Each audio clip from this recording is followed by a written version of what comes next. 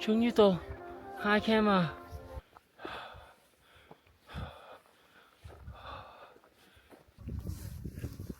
！Four of us is still left. 啊 This is the first time I'm seeing the lake. Really? Yeah, it's always frozen. Oh, You're very lucky. you are lucky. I'm lucky boy.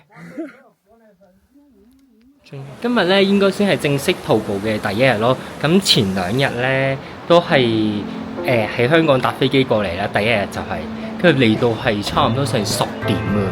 跟住尋日咧已經夜晚10點啊嚇。跟住尋日係勁早咯，我5點鐘就起咗身，跟住7點鐘就坐成12個鐘車，夜晚朝頭早7點鐘，再夜晚7點鐘先嚟到呢個地方。而家呢個地方係我唔知叫咩。係咁，今次我就係去尼泊爾就行 ACT 呢條路線咯。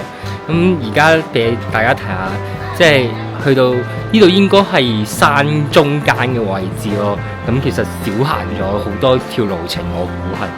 跟住呢度海拔係2670米。咁睇翻咧，呢度其實尼泊爾。即係佢山，即係行呢條路線咧，佢都算發展得幾成熟。你見到佢都有唔同嘅 tea house 咯，跟住對面嗰間 tea house 我覺得超靚，幾靚過嗰間應該係，即係佢個屋仔咁樣。跟住而家時間係6點鐘咯，太陽出嚟啦，跟住啲人都開始起身。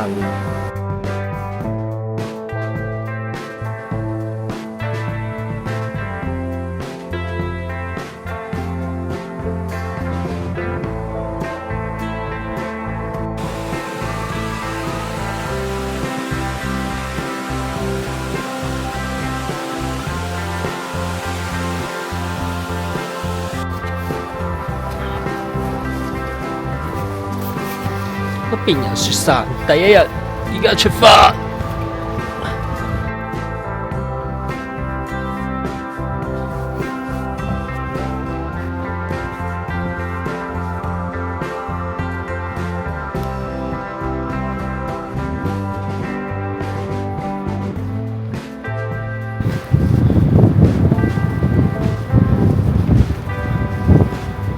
好多隻羊。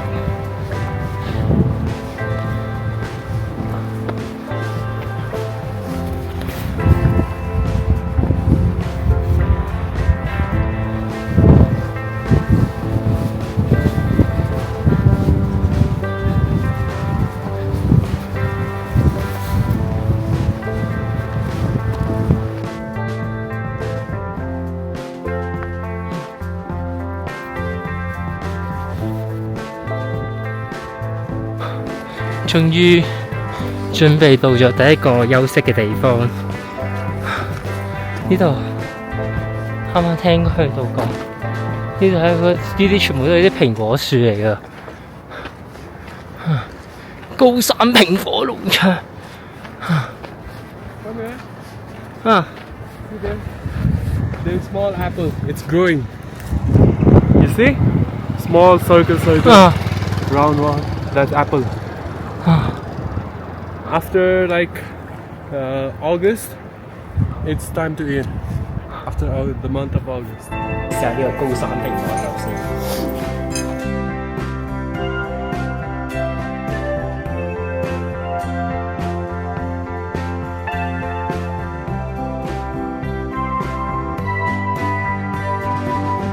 係啊，蘋果汁再凍啲就會好好飲啊，咁夠凍。嗱，休息完啦，再出發啦 ，Let's go 啦！開始見到有人啊，坐咗啱啱喺度，佢呢間酒店都係有人住嘅。好啦，開始行啦。咁其實今次咧，點樣揾個向導咧？其實喺小紅書揾嘅啫，即係求其小紅書 app。跟住問咯，跟住佢係嗰啲咧旅行社報團咁樣，跟住我又冇乜點樣，是鬼蛋啦，又都幾癲嘅，唔驚嘅，即係俾人捉鬼去買豬仔，唔知點算好。跟住佢跟住佢就話向度係講英文咯，跟住都話挑戰下咯。可以講中文嘅，不過講中文要貴啲咯，貴成2、3千蚊咯。咁講英文咧，所以就好似我同向度傾偈都係，我大概估到佢想講啲咩咯。其實佢都好 nice 個人都，同我一樣都係咁 nice。只不過有時候好想我嘅詞彙都比較有限，盡我能力用我嘅英文去同佢溝通。係啊，所以好搞笑。我覺得佢都好多嘢都好想同我分享咯，但我又礙於有時候我唔明，跟住咧佢會好盡量講到我明，之後咧我又唔係好俾到啲 feedback 佢喎，所以都好搞笑覺得。但係我覺得都係一個幾好嘅體驗咯，點樣去學下用英文去溝通。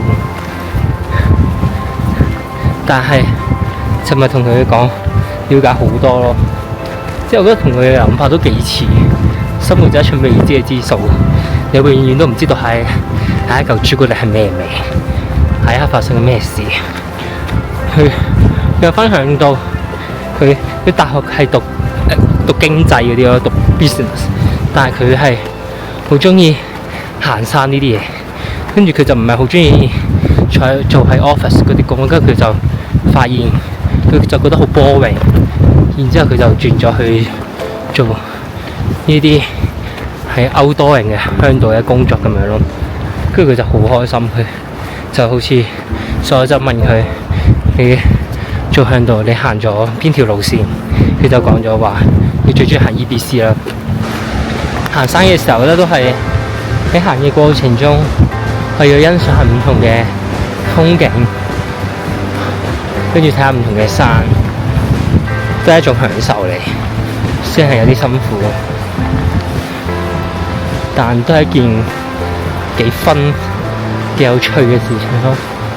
可以慢慢行，慢慢去欣賞，沿途望出車外。下一句唔記得咗點唱，係啦。沿途望出車外，是盛放的戀愛。而你我有個秘密亦無愛，看海係跟住今日大概會行5-6個鐘咯。而家先行咗應該個半鐘，我估晏晝11點，可能行到晏晝3點鐘左右啩，希望啦。跟住向到啱啱都有講咯，今日我哋嗰度叫 Up， 唔識讀啊。咁大概係海拔都係有3300，跟住佢就話今晚嗰度都可以沖涼咯。跟住就話今晚嗰度其實都幾好，但之後咧就可能冇得咁易沖涼啦，因為越高海拔你越適應咯。我記得嗰陣去西藏嘅時候又係咯，嗰陣行西藏，嗰陣去西藏啦，佢又冇乜事咯，可能坐火車去，以為冇乜嘢啦。跟住我坐火車嗰幾日都冇沖涼，因為翻到去酒店嘅時候又冇咩即刻沖涼，跟住一沖完涼，哇！即刻嚟咗啦，跟住就有高反咯。因為高反嘅時候就會個頭咧嘢都係揈揈地咯，都係日日都係赤痛咯。咁今晚都照沖涼啦。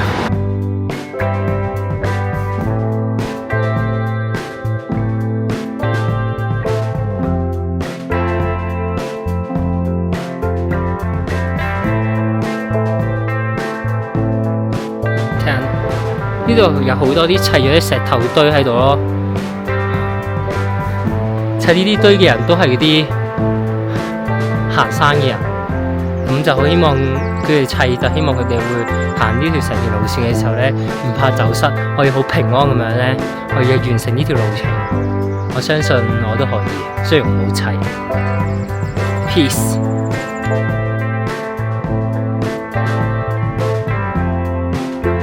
啱返 Pizza 到啦，我哋到啦，今日而家係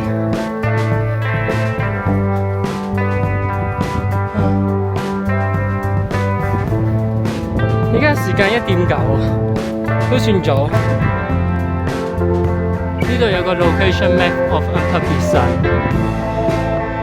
有 school 嘅喎，have the school 喎，佢哋都有 school。唔知我今晚住嘅地方係點咧？好靚喎呢度。OK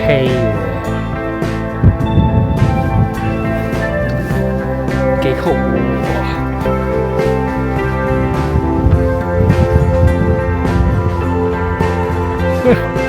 OK， thank you。住106號房。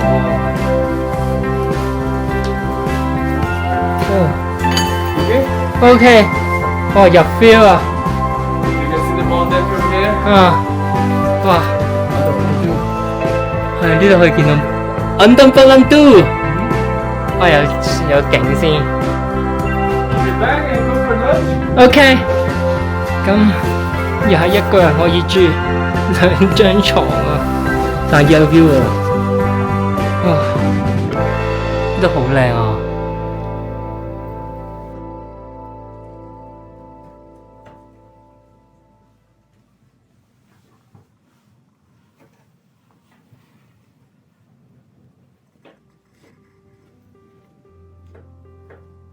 好，咁今日係完成咗成個第一日啦。咁山上嘅天氣其實係好似一年四季咁樣咯，一日就可以體驗到。朝頭早嘅時候，早上嘅時候就好涼咯，咁就你行嘅時候咧就好似秋天咁樣。咁然之後去到晏晝嘅時候，你會感到好熱喎。因為你行嘅有孭住個書包，你又行嘅時候就會係咁飆汗咯。跟住去到而家夜晚嘅時候就好凍啊！而家好似就係-1度定係0度咁樣咯，咁就出邊係超凍咯。咁我就喺呢間房，咁都好啦，有張被單，不過呢度就冇暖氣啦。就講翻點解我會想嚟尼泊爾咯。咁其實好奇怪嘅，唔知點解有呢個諗法。咁應該都係睇翻係應該係之前2年前我就去咗西藏啦。咁之後我去完西藏嘅時候就翻嚟咯，跟住就唔知點解就有一個諗法就咁。我嗰陣去西藏又係行山咁樣啦，跟聽阿斌講，因為阿斌佢就話嗰陣佢要行嗰個岡仁波齊，跟住就同咗佢行，跟住佢好似同佢行咗嗰個岡仁波齊之後咧，開始萌生咗一啲嘅諗法，跟住我就覺得我行完嗰個座山咧，就會幾想去尼泊爾行下咯。跟住本身應該6月份，其實本身6月1號我就係 plan 去歐洲咁樣嘅，但係因為有啲原因我就冇去到咯。咁然之後我都會去諗下要唔要去咁樣，因為始終你機票都買咗冇得退咁樣咯。但諗下又好似去嘅時候爭咁啲意思咯。不過希望之後都有得機會去啦。跟住最後有啲聲音我就覺得我好似就話俾我知我要嚟尼泊爾咯。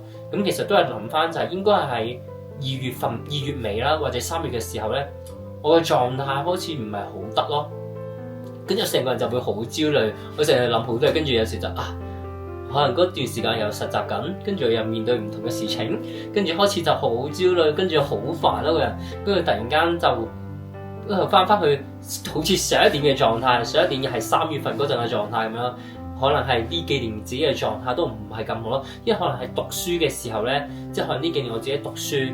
其實我覺得我自己都係一個好逼自己人咯，我真係冇俾自己好好 rest 過，冇好好俾自己處理下自己一啲嘅狀況嘅時候咧，跟住夾硬逼自己向前行咯，跟住可能就係喺我自己真係冇認真去俾自己調整過咯。咁當可能去到好似轉季春天啊呢3月份嘅時候咧，咁呢個感覺呢個狀態又翻嚟啦，跟住係啦，跟住就係喺就去唔成歐洲啦，咁諗下，咁要唔要繼續去好咧？係啦，啱啱都有講過，咁就唔講啦。咁就係突然間有啲聲音就講，不如去尼泊爾啦。咁本身我諗住畢完業嘅時候，其實都諗住去尼泊爾喎。咁不如都按照翻我原計劃咯，咁就去尼泊爾啦。咁我去尼泊爾嘅時候咧，其實我好想快啲嚟，即係我5月嘅時候，我就好想快啲走，我想快啲唔翻工，我好想快啲等到6月即刻走咯。跟住，但當我準備嚟嘅時候，但我到嘅時候，唔知我又唔係好想嚟嘅喎。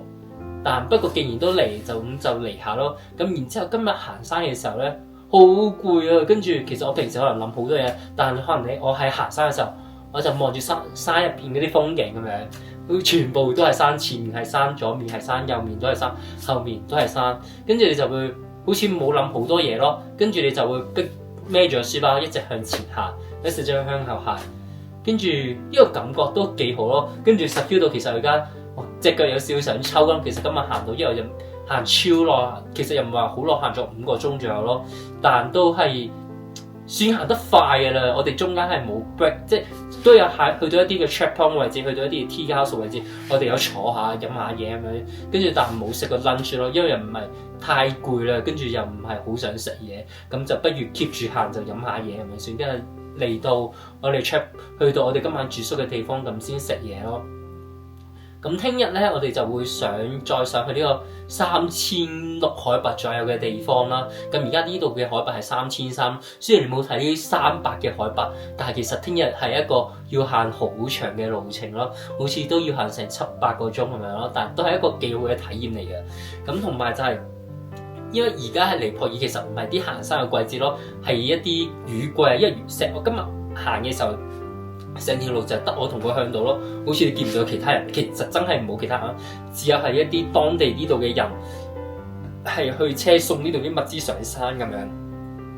跟住去到夜晚嘅時候，今日天氣都好好咯，即係一直全部都係陽光咯。跟住啱啱睇食飯嘅時候咧，去到睇天氣，而家山好似開始好多雲啊。跟住諗緊聽日會唔會落雨咧？如果落雨嘅話，咁其實都好攰嘅喎，就更加難行咯。因為你喺山上其實會更加凍咯，即係你落雨嘅時候會更加凍咯。咁就會我又唔係帶得好多衫喎，跟住我覺得我自己都好黐線。咁就希望聽日都可以順順利利，唔好落雨咯。你又知道聽日唔會落雨嘅，因為希望在明天㗎嘛。係啦，咁就希望可以順順利利，都可以平安咁樣行晒成個旅程咁樣啦，都係一個唔錯嘅體驗。